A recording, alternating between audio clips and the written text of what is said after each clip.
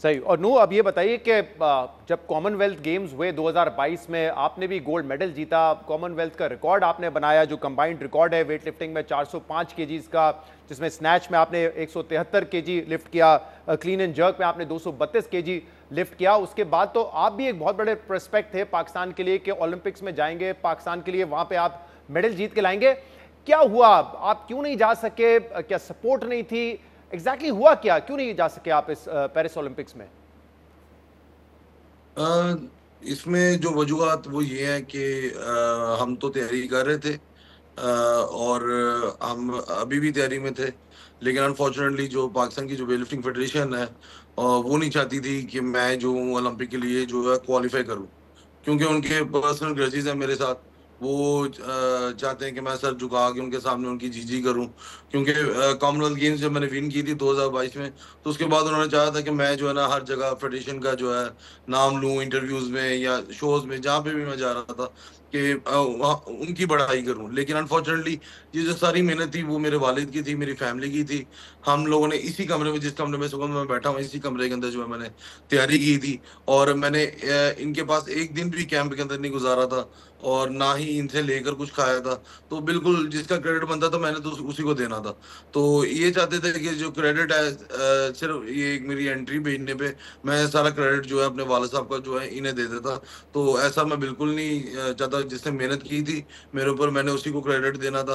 और दूसरी बात ये कि एक प्लेयर को, जो जिस प्लेयर को आप पहले ही सर झुका दें नेशनल लेवल पे, वो किस तरह इंटरनेशनल लेवल पे सर उठा के पूरी दुनिया के साथ मुकाबला करेगा। आप पहले ही उसे कह दें कि भाई हमारे सामने सर झुका दो और हमारी जी जी कार करो, हम ही आपके लिए जो है सब कुछ है। तो बिल्कुल मैं ना सर हमने कभी झुकाया है, ना हमारे वाले साहब ने झुकाया, ना हम कभी झुकाएंगे इंशाल्लाह। अगर सर झुकेगा तो सिर्फ अल्लाह की जात के आगे। तो बिल्कुल ये लोग चाहते हैं चमचा है, जो इनकी चमचागिरी करते हैं वो इनको जो है इंटरनेशनल टूर्स और उनको जो है ओलंपिक्स में साथ ले जाते हैं। जो इनके खिलाफ जरा से भी कोई बात करते हैं उनको ये उस प्लेयर को जो है ये साइड पे करने की कोशिश करते हैं। तो मेरे 5 क्वालिफाई इवेंट थे जो कि मैंने खेले थे, उसके बाद मैंने क्वालिफाई करना था। लेकिन अनफॉर्चुनेटली इन्होंने मुझे पांचों इवेंट के लिए ना ही बुलाया गया, ना ही भेजा गया।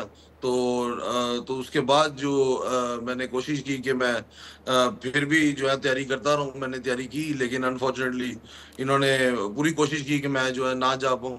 इन्होंने एशियन गेम से मुझे बाहर कर दिया, फिर उसके बाद एशियन चैंपियनशिप से वहां से भी मुझे बाहर कर दिया।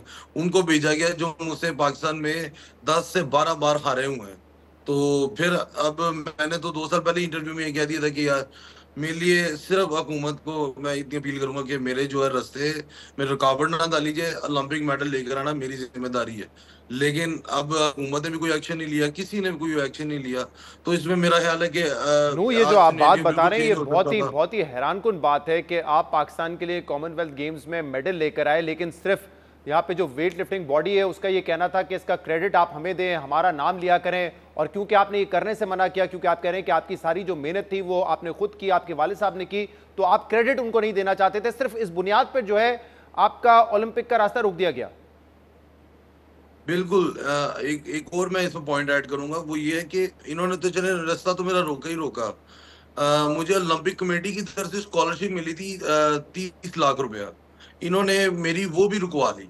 इन्होंने मुझे वो भी नहीं दी, वो ओलंपिक क्वालिफाई के लिए उन्होंने दी थी कि आप अपने प्लेयर्स जो है क्वालिफाई करवाएं। अरशद नदीम को भी मिली थी जिसमें इनाम बढ़ता, और मैं भी था। तो इन्होंने वो मुझे वो भी नहीं दी कि मैं वो अपने ऊपर स्पेंड करके मैं इंटरनेशनल लेवल पे पार्टिसिपेट कर सकूं।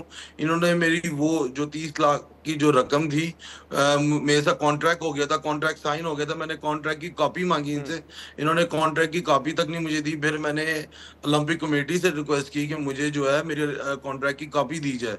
तो इन्होंने मुझे ओलंपिक कमेटी ने भी बिल्कुल कॉपरेट नहीं किया। फिर ओलंपिक कमेटी ने भी लेकिन जो कुछ है इस मुझे तरह के कोई जवाब नहीं एलिगेशंस भी दिया आए थे कि ईमेल आप का। कोई पैरेलल ओलंपिक कमेटी का हिस्सा बन गए थे, उसके मेंबर बन गए थे, इसलिए आपके साथ जो है ताल्लुकात खराब हो गए थे। उस हवाले से आपने एक नोट भी लिखा था कुछ आपने अर्सा पहले।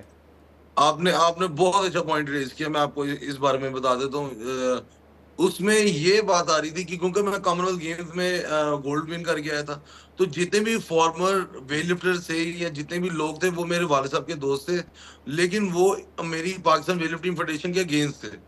तो अब वो मुझे एक फंक्शन में बुलाते हैं, अगर मैं वो फंक्शन अटेंड कर, मेरे तो वो सीनियर्स हैं, जी। अगर मैं पब्लिक प्रॉपर्टी हूँ, अगर मुझे वो बुला रहे हैं फंक्शन में, मुझे एज अ ऑनर मुझे उन्होंने बुलाया, मुझे उन्होंने शील्ड दिया है, तो मैं उनसे मुलाकात करने गया हूँ। तो इसमें इनको इनको इशू हो रहा है कि मैं उन लोगों से सलाम भी क्यों ले रहा हूँ। तो इशू आप लोगों का, मेरा थोड़ी है। मुझे क्यों आप बीच में लेकर आ रहे हैं।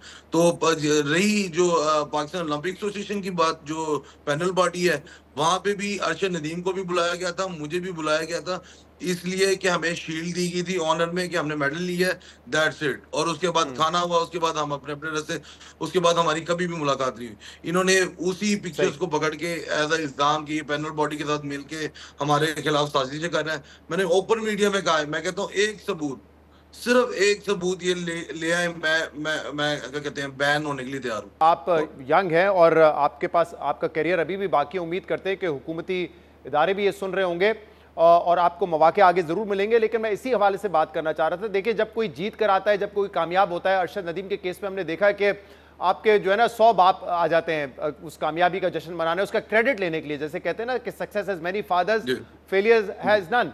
तो वो हम जी देख रहे हैं, इसमें बहुत सारे लोग इसका क्रेडिट लेना चाहते हैं। जी लेकिन अरशद नदीम ने खुद भी कल भी और आज भी मैंने उनके इंटरव्यूज देखे, उसमें उन्होंने ये बात कही है कि जो यूथ फेस्टिवल था उसमें उनको एक मौका मिला और इसके बाद जब वो इंटरनेशनल स्टेज पे कामयाब हो गए तो फिर हुकूमतें भी आई, उनको फंड्स भी किए। जैसे आप खुद बता रहे हैं कि आपको भी ऑफर की गई थी 30 लाख रुपए के स्कॉलरशिप की।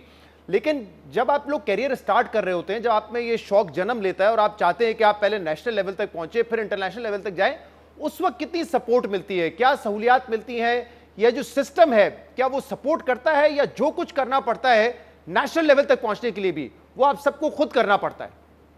अनफॉर्चुनेटली हमारी जो यंग जनरेशन है और जो नए बच्चे खेलों की तरफ आना चाहते हैं, उनके लिए ऐसा कोई भी प्लेटफॉर्म नहीं है, ना ही कोई ऐसी जगह है कि वो वहाँ पे जाके खेलें और वहाँ पे जो है ट्रेनिंग कर सकें। क्योंकि आपको किसी भी बच्चे को अगर आप करवाना चाहते हैं तो एटलीस्ट आपको हर सिटी में स्टेडियम्स देने चाहिए, हर खेल के स्टेडियम देने चाहिए।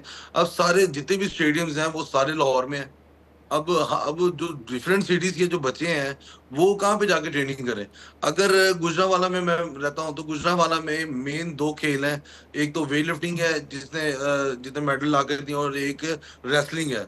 अब इन दोनों की ही जो है वो स्टेडियम्स यहाँ पे नहीं है, ना के ट्रेनिंग ट्रेनिंग सेंटर्स है, ना ही कोई स्टेडियम है, ना ही कंपटीशन हॉल्स है कि यहाँ पे ये वेट लिफ्टिंग इस शहर की है, रेसलिंग इस शहर की है, तो इन्हें प्रोवाइड किया जाए। तो बिल्कुल इन्हें चाहिए कि यहाँ पे स्टेडियम्स वगैरह, ये क्या कहते हैं, यंग बच्चों के लिए जो यंग करना चाहते हैं, वहाँ पे स्टेडियम्स बना के दें और उनको खोलें।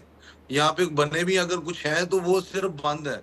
वो मेरा ख्याल है कि सिर्फ जो तब खोलते हैं जब कोई रेंट देता है आपको, और आप तब वहाँ पे जो है ना शादी फंक्शन अपना करवा सकते हैं, अदरवाइज वो आपको देते भी नहीं है। और अनफॉर्चुनेटली एक कंपटीशन हमारी एक क्लब है वो करवाना चाह रही थी, तो वो स्टेडियम जो है चार्ज कर रहा था एक एक कंपटीशन करवाने के लिए। तो इनको तो ये तो गवर्नमेंट की जगह, ये गवर्नमेंट की जगह के ऊपर किस हिसाब से जो है ना, मतलब एक क्लब जो है डिस्ट्रिक्ट करवाना चाह रही है, तो उसके उसके लिए उससे सही। पैसे लिए जा रहे हैं। ये बनाई ही इसलिए गई है कि यहाँ पे बच्चे जो है खेल सके आके, यहाँ पे कंपटीशन हो सके, जो यंग जनरेशन पाकिस्तान की है वो यहाँ पे आके खेले और आगे बढ़े। तो इसका मतलब ग्राउंड फैसिलिटीज़ हो, आपको जो इक्विपमेंट चाहिए, जो कोचेस चाहिए, उस हवाले से एक बच्चे को, एक यंगस्टर को कोई मदद नहीं मिलती जब तक कि वो नेशनल ना खेल ले, और फिर नेशनल के बाद किसी इंटरनेशनल लेवल पे जाके वो थोड़ा मशहूर हो जाता है, फिर आपका हाथ थमाया जाता है, फिर आपको कहीं स्पॉन्सरशिप्स भी मिल जाती है, कोई गवर्नमेंट की तरफ से भी आपको स्कॉलरशिप मिल देखें जाती है, सिलसिला बाद में शुरू होता है सारा। देखें जी देखें, इसमें जो बात मेन है वो ये है कि इंटरनेशनल सतह पे भी हम जब कॉमनवेल्थ गेम्स के चैंपियन हुए तब जाके हमें सब कुछ मिला है। जब मैं जूनियर वर्ल्ड चैंपियन हुई, जब मैं साउथ एशियन गेम्स का चैंपियन हुआ, मुझे कुछ नहीं मिला। अच्छा। सिर्फ एक पॉलिसी के मुताबिक जो है वो चीज मिलती रही है। लेकिन हमारे इधर एक मेयार है कि भाई कॉमनवेल्थ गेम्स या एशियन गेम्स का कोई मेडल होगा तो वो कोई प्लेयर को कोई स्पॉन्सरशिप मिलेगी।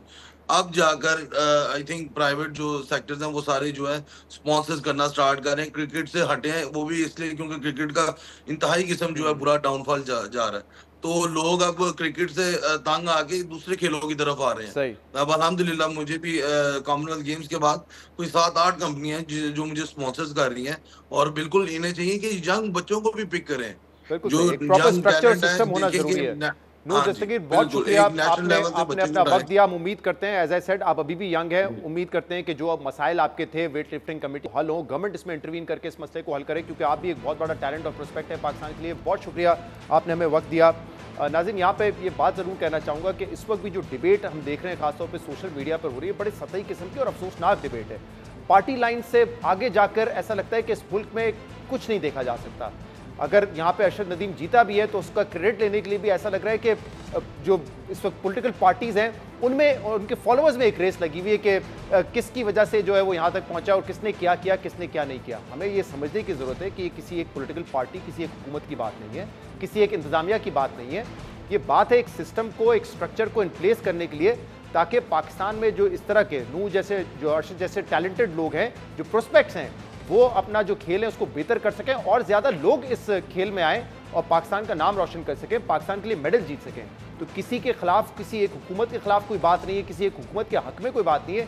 इसको बियॉन्ड पार्टी लाइंस जाके हमें दुरुस्त करना होगा, तभी पाकिस्तान में जो स्पोर्ट्स फ्यूचर है इन नौजवानों का वो बेहतर होगा।